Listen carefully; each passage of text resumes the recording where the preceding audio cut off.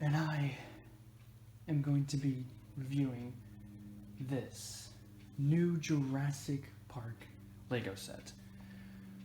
Holy moly, I got this yesterday and I just finished building it today. It took me like hours to build the T.Rex and it was amazing.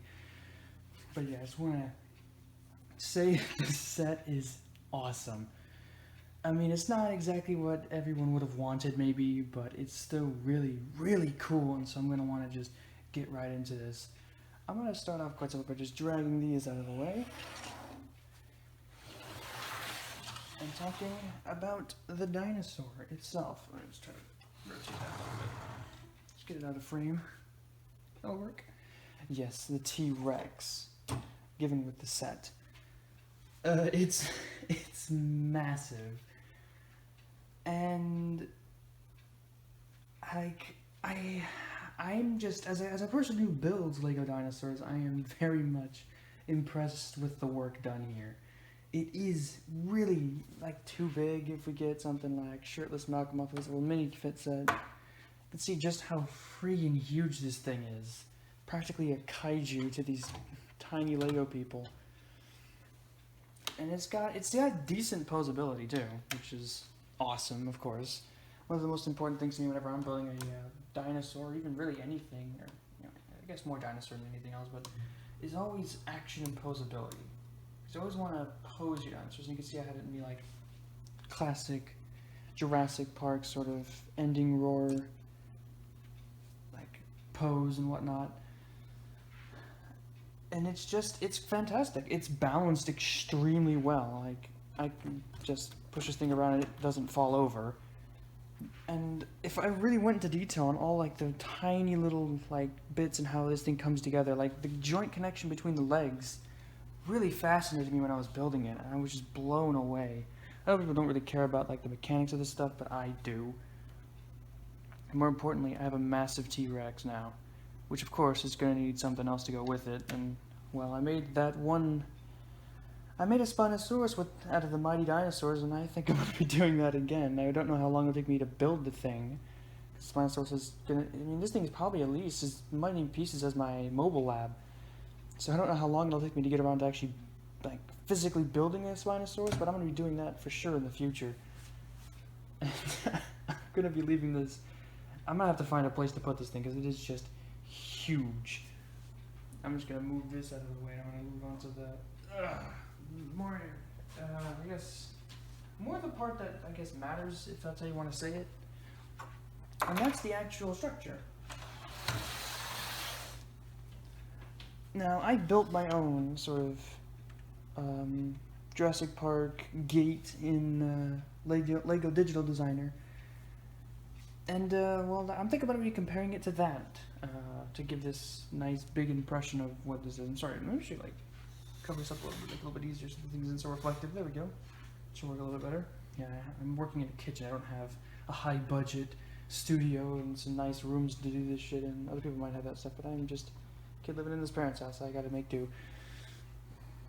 So yeah. Obviously there's this neat feature where it just really nice and easily opens the gates for you.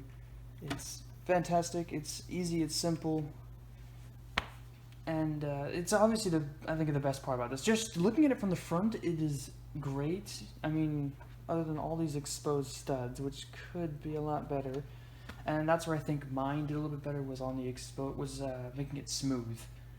Obviously this has much better like quality, like the wonderful foliage setup here is fantastic.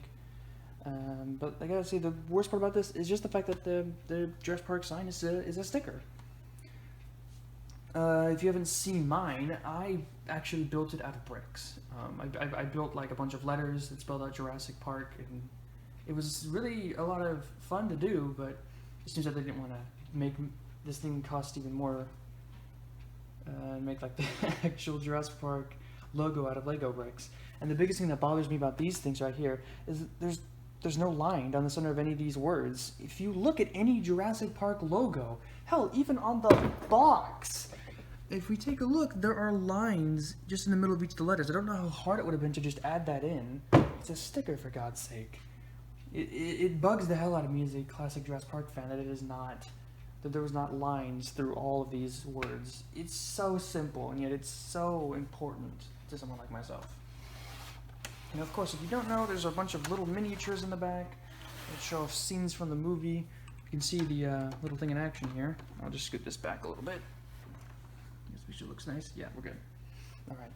So you can see, actually if I take this off, I can show each of these rooms individually.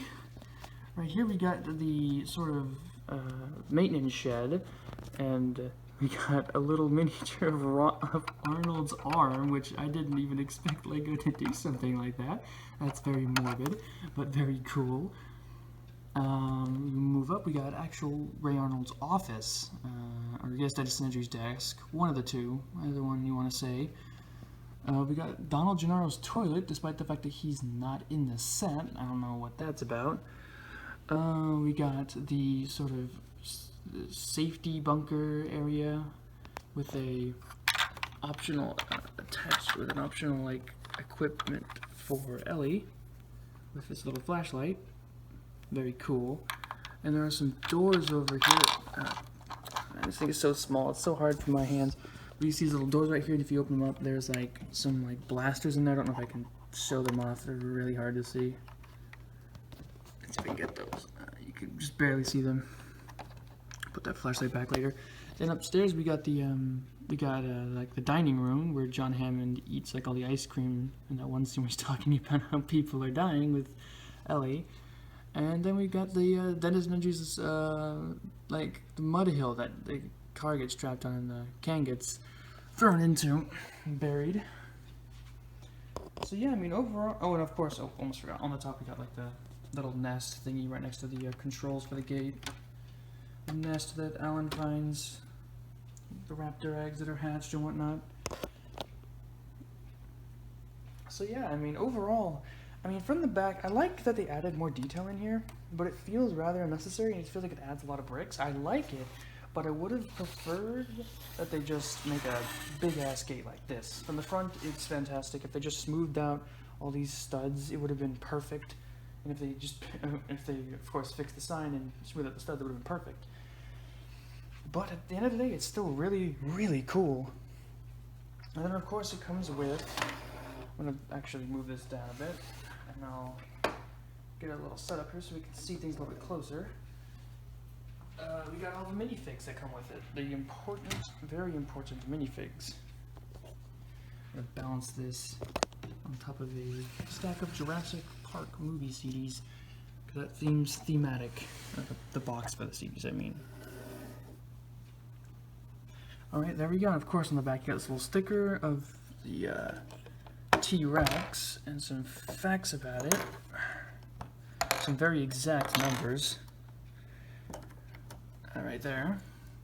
We see of course the Tyrant Lizard King, the height, the length, the weight, the diet, and the habitat. I think the weight's still quite off, considering that this is Rexy we're talking about, the biggest T-Rex. It probably weighs at least 9. It's close, but I feel like it'd be up to 9 personally.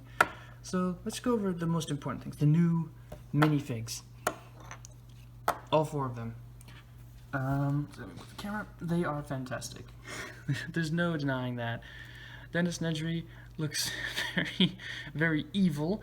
Of course, he's got the he's got the alternate face print on the back of him getting spit in the face, which is great. I can set that up with some Dilophosaurus Legos I got upstairs.